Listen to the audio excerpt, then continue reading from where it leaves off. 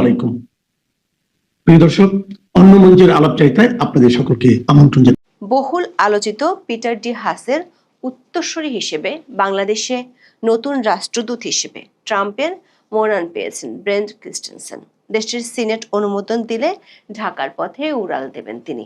এর ঠিক ১.৫ সপ্তাহ আগে ভারতের নতুন রাষ্ট্রদূত সার্জিও গোরকে মনোনয়ন দেন ট্রাম্প। কথা ছিল সার্জিও গোর ভারতের পাশাপাশি বাংলাদেশ এবং পাকিস্তানের কূটনীতির দেখভাল করবেন। তবে সেই হিসেব বদলে গেছে ১.৫ সপ্তাহের মধ্যে। ভারতের পাশাপাশি বাংলাদেশের জন্য মনোনয়ন দেওয়া হয়েছে আলাদা রাষ্ট্রদূত।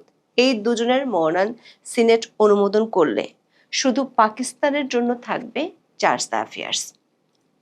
হঠাৎ করে ট্রাম্পের মতের এমন ঝটকা পরিবর্তন দুটি প্রশ্নকে সামনে নিয়ে এসেছে।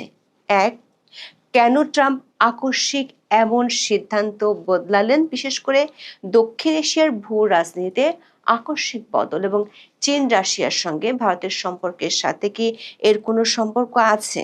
দুই, ভারতে যেখানে নিজের খুব কাছের বন্ধুকে রাষ্ট্রদূত করলেন, সেখানে বাংলাদেশে এমন একজনকে পাঠাচ্ছেন প্রতিরক্ষা এক্সপার্ট। তার অভিজ্ঞতার ঝুলি বলছে রাজনৈতিক গন্ডগোল আর মারামারির দেশগুলোতে কাজ করতে ক্রিস্টেনসেন নিজেকে পাকা করেছেন। তেমন একজন পাকা খেলোয়াড় যার আবার আগে বাংলাদেশে কাজ করার অভিজ্ঞতা আছে। তাকে বাংলাদেশে পাঠানোর পেছনে কি ট্রাম্প প্রশাসনের বিশেষ কোনো উদ্দেশ্য আছে? বিস্তারিত জানতে চলুন যাওয়া যাক বিশ্লেষণে।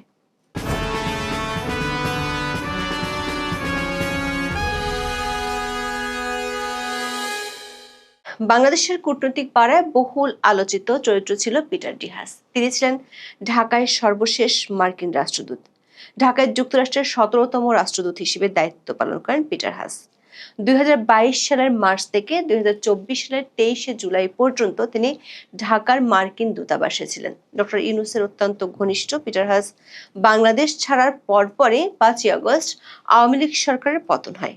হাস চলে যাওয়ার পর প্রায় ৬ মাস যুক্তরাষ্ট্র দূতাবাসের দায়িত্ব সামলান ডেপুটি চিফ অফ মিশন মেগান বোল্টিন। এরপর ১১ই জানুয়ারি থেকে চার্জ দ্য অ্যাফেয়ার্স হিসেবে আসেন ট্রেসি অ্যান জ্যাকবসন। বাইডেন আমলের শেষ সময়ে নিয়োগ পাওয়া ট্রেসি ডক্টর ইউনূসের ঘনিষ্ঠ হিসেবেই ছিলেন। অনেকে ধরেই নিয়েছিলেন বেশ দীর্ঘ সময় ঢাকায় থাকবেন ট্রেসি অ্যান জ্যাকবসন। ঠিক একইভাবে ভারত এবং পাকিস্তানেও শূন্য রয়েছে আমেরিকান রাষ্ট্রদূতের পদ। সেখানেও দায়িত্ব সামলাচ্ছেন দুজন চার্জ দ্য অ্যাফেয়ার্স। তবে দিল্লি ওয়াশিংটন বাণিজ্য যুদ্ধ এবং রাশিয়া চীনের সঙ্গে ভারতের ঘনিষ্ঠতায় হঠাৎ করে বদলে গেছে ট্রাম্পের হিসেব নিকাশ। অনেকটা আকস্মিকভাবে ২২শে আগস্ট ভারতে আমেরিকার রাষ্ট্রদূত হিসেবে সার্জিও গোরকে মনোনয়ন দেন ট্রাম্প। মজার বিষয় হলো, সোভিয়েত বংশোদ্ভূত সার্জিও একদিকে যেমন ট্রাম্পের অত্যন্ত ঘনিষ্ঠ, তেমনি রাশিয়ার সঙ্গেও রয়েছে যোগাযোগ। এই বিষয়টিকে ট্রাম্প কাজে লাগিয়ে ভারতের মন গলাতে চান বলে রয়েছে আলোচনা। মনোনয়ন দেওয়ার সময় হোয়াইট হাউস জানায়, সার্জিও গোর দিল্লিতে নিয়োগপ্রাপ্ত হলেও তিনি দক্ষিণ ও মধ্য এশিয়া বিষয়ক বিশেষ দূতের অতিরিক্ত দায়িত্ব পালন করবেন। অর্থাৎ পাকিস্তান ও বাংলাদেশের মতো দেশগুলোর চার্জ দ্য অ্যাফেয়ার্সের রিপোর্টিং বস হবেন তিনি। মনোনয়ন দেওয়ার পর সার্জিওর প্রশংসা করে ট্রুথ সোশ্যালে ট্রাম্প লেখেন, প্রেসিডেন্সিয়াল পার্সোনাল ডিরেক্টর হিসেবে সার্জিওর ভূমিকা অত্যন্ত গুরুত্বপূর্ণ। বিশ্বের সবচেয়ে জনবহুল অঞ্চলের জন্য আমার এমন একজন প্রয়োজন যার উপর আমি পুরোপুরি আস্থা রাখতে পারি। ৩৮ বছর বয়সী সার্জিও কূটনীতিতে তেমন দক্ষ না হলেও ট্রাম্পের অত্যন্ত ঘনিষ্ঠ হিসেবে পরিচিত। তিনি ট্রাম্পের লেখা বই প্রকাশ করেছেন। ২০২৪ সালে ট্রাম্পের নির্বাচনী প্রচারে অর্থ সংগ্রহে বড় ভূমিকা রাখেন এবং ওয়াশিংটনে ট্রাম্পের বিশ্বস্ত সহযোগীদের নিয়োগেও সহায়তা করেন। গোর বাগড়া দেয় ইলন মাস্ক মন মতো নাসার প্রধান নিয়োগ করতে পারেননি, তাতেই চটেছিলেন এই ধনকুবের। গোরকে বলেছিলেন সাপ। বিশ্লেষকরা মনে করছেন ট্রাম্পের ঘনিষ্ঠ ব্যক্তি দিল্লিতে রাষ্ট্রদূত হলে হোয়াইট হাউসের সঙ্গে সরাসরি যোগাযোগ সহজ হবে। আবার তার নিয়ন্ত্রণে থাকবে প্রতিবেশী দেশগুলোর আমেরিকান কূটনীতিকেরা। ফলে এদিক থেকেও বাড়তি সুবিধা তৈরি হতে পারে ভারতের জন্য। দর্শক, ভারতের সার্জিও গোরের নিয়োগ চূড়ান্ত হবে আমেরিকান সিনেটের অনুমোদনের পর, আর সেই অনুমোদন পেতে কিছুদিন লাগতে পারে। তবে এরই মধ্যে বাংলাদেশের জন্য এসেছে চমক। চার্লস অ্যাফেয়ার্স ট্রেসিয়ান জ্যাকবসনের পরিবর্তে পূর্ণ রাষ্ট্রদূত হিসেবে ব্রেন্ট ক্রিস্টেনসেনকে মনোনয়ন দিয়েছেন ট্রাম্প। তার নিয়োগও অনুমোদনের জন্য পাঠানো হয়েছে সিনেটে। এই দুজনের নিয়োগ চূড়ান্ত হলে এই অঞ্চলে একমাত্র পাকিস্তানে যুক্তরাষ্ট্রের কূটনীতি চলবে চার্লস অ্যাফেয়ার্সের মাধ্যমে। গত জানুয়ারি থেকে এই দায়িত্বে আছেন নাতালি এবাকের। বাংলাদেশেও চার্লস অ্যাফেয়ার্স নিয়োগ দেওয়া হয় জানুয়ারিতে। প্রশ্ন হলো ৮ মাসের মাথায় কেন পরিবর্তন আনার কথা ভাবলেন ডোনাল্ড ট্রাম্প? ট্রেসিয়ান জ্যাকবসনকে কি কোনো কারণে মিশনে ব্যর্থ মনে করা হচ্ছে? সূত্রগুলো বলছে বাংলাদেশের সাথে দীর্ঘদিন ধরে ঝুলে থাকা 3টি ইস্যু সুরাহা করতে পারছে না যুক্তরাষ্ট্র দূতাবাস। একটি হলো রাখাইন করিডোর।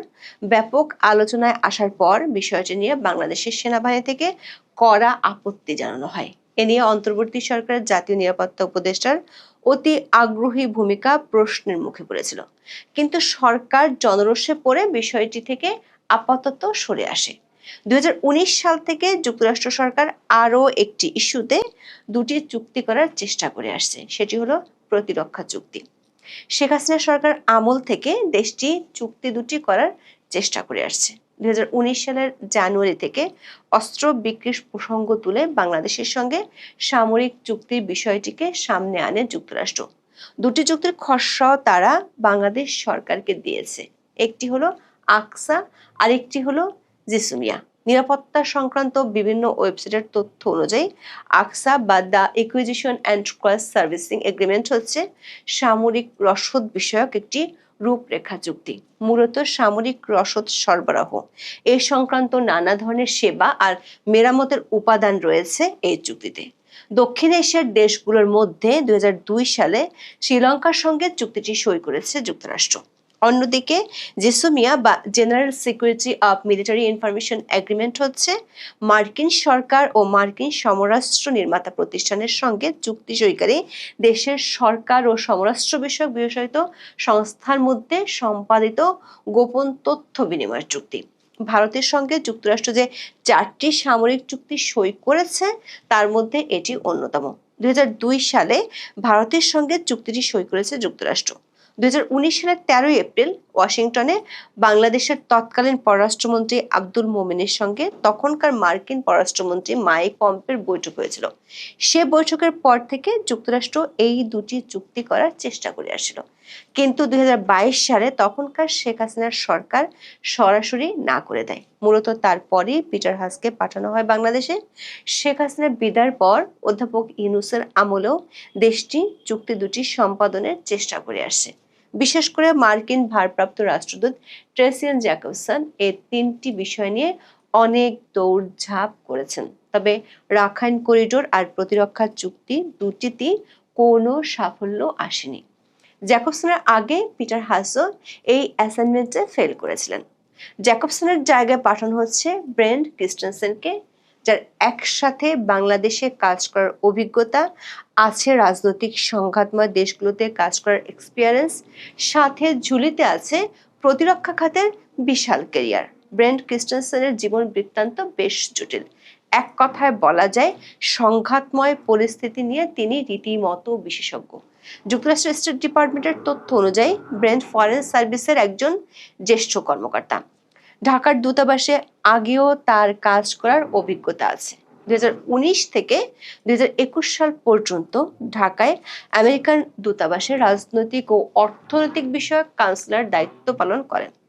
তবে গত কয়েক বছরের বিশেষ কিছু অ্যাসাইনমেন্টের সঙ্গে সরাসরি যুক্ত হন ব্রেন্ট। 2022 সালের আগস্ট থেকে গত জানুয়ারি পর্যন্ত ছিলেন commander of United states commander বৈদেশিক নীতি উপদেষ্টা। তিনি এই প্রতিষ্ঠানের বৈশ্বিক কৌশলগত প্রতিরোধ মিশনের বৈদেশিক নীতি সংক্রান্ত প্রভাব বিষয়ে পরামর্শ দেওয়ার কাজ করেন। এরপর জানুয়ারিতে তাকে অস্ত্র নিয়ন্ত্রণ ও আন্তর্জাতিক নিরাপত্তা বিষয়ক আন্ডার সেক্রেটারির দায়িত্ব পালনকারী সিনিয়র অফিসার হিসেবে মনোনীত করেন ট্রাম্প প্রশাসন। ঢাকায় আসার আগেও ব্রেন্টের সমর সংশ্লিষ্টতা আমরা দেখতে পেয়েছি। 2016 থেকে 2019 সাল পর্যন্ত ছিলেন স্টেট ডিপার্টমেন্টের পলিটিক্যাল মিলিটারি অ্যাফেয়ার্স ব্যুরোর regional security and arms transfers অফিসের ডেপুটি ডিরেক্টর। এছাড়া স্টেট ডিপার্টমেন্টে পাকিস্তান ও বাংলাদেশ বিষয়ক অফিসে বাংলাদেশ কান্ট্রি অফিসার, রিয়াদের দূতাবাসে ইকোনমিক অফিসার এবং হো চি মিন সিটির কনসুলেট অফিসে দায়িত্ব পালন করেন ব্রেন্ট ক্রিস্টেনসেন। প্রশ্ন হলো, পড়ালেখা এবং চাকরি ক্ষেত্রের বড় একটি অংশে সমনীতির সঙ্গে সরাসরি সম্পর্কিত একজন ঝানু কূটনীতিককে কেন বাংলাদেশে পাঠানোর জন্য বেছে নিচ্ছেন ট্রাম্প? আবার একই সঙ্গে ভারতে তিনি নিয়োগ করেছেন রাশিয়ার সঙ্গে ঘনিষ্ঠ একজনকে। পাকিস্তানকে বাদ দিয়ে হঠাৎ কেন ভারত ও বাংলাদেশকে কূটনৈতিক দিক থেকে বেশি গুরুত্ব দিয়ে রাষ্ট্রদূত নিয়োগে আগ্রহ হয়ে উঠলেন? দর্শক, কূটনীতিক হিসেবে ব্রেন্ট ক্রিস্টেনসেনের কাছে ভারতের জন্য মনোনীত সার্জিও গোর বলতে গেলে দুধের শিশু। সার্জিওর কূটনীতিক হিসেবে তেমন কোনো অভিজ্ঞতাই নেই। বহুগুণে অভিজ্ঞ এক জানো কূটনীতিককে ভারতে না পাঠিয়ে বাংলাদেশে পাঠানোর প্রস্তাব করেছে ট্রাম্প। ঝানু সেই কূটনীতিক আবার সামরিক বিষয়ে যুক্তরাষ্ট্রের নীতি নির্ধারণী পর্যায়ের একজন কর্মকর্তা। অনর্গল কথা বলতে পারেন একাধিক ভাষায়। প্রশ্ন হলো, এমন এক কূটনীতিককে বাংলাদেশের জন্য মনোনীত করে কি বার্তা দিচ্ছে আমেরিকান সরকার? সামরিক বা প্রতিরক্ষার দিক থেকে বাংলাদেশকে কি আমেরিকা নিজের আয়ত্তে আনার চেষ্টাটা নতুন করে শুরু করতে চায়? আবার কি তাহলে রাখাইন করিডোর কিংবা আকসা ও জিসুমিয়া চুক্তি নতুন করে আলোচনায় আসবে? এখন এই পর্যন্ত। সবাই ভালো থাকুন, সুস্থ থাকুন, নিরাপদে থাকুন। দেখা হবে আগামী পর্বে।